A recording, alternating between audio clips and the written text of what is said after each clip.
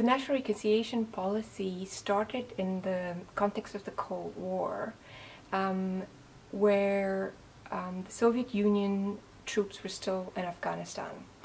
So the way the engagement with opposition groups, some of them who were armed and not only political actors, were manifold.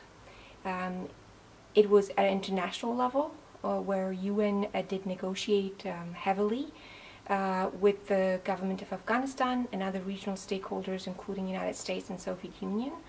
The Mujahideen, who were based out of Iran and Pakistan, were as much a part of those negotiations. However, when it came to the Geneva Accords, they were not present at the table.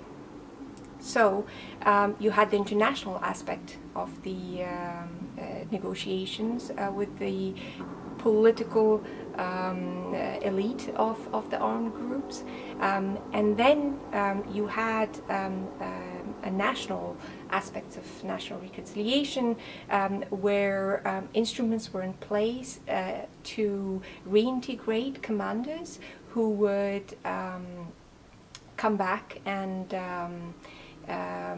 wanted to be a part of the national reconciliation process, and that was much more of a national a part of the National Reconciliation Commission's approach to work with the government to do so for the armed groups. So there were that aspects, and then in order to reintegrate them or have them take charge of the security of the communities,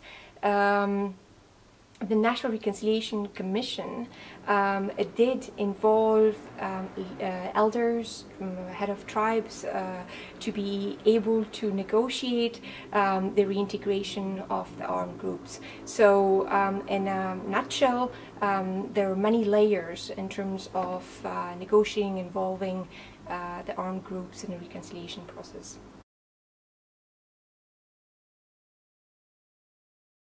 One is that the context of Afghan national reconciliation is very different to what it is now that's going on in Afghanistan, because the conflict at that point of time was 7 years when the national reconciliation policy started.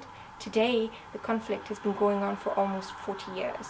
So it could not be compared, but what could be learned is the commitment of the leadership to reconciliation, the transparency of its processes, and then also to have instruments in place to ensure that people are a part of that process.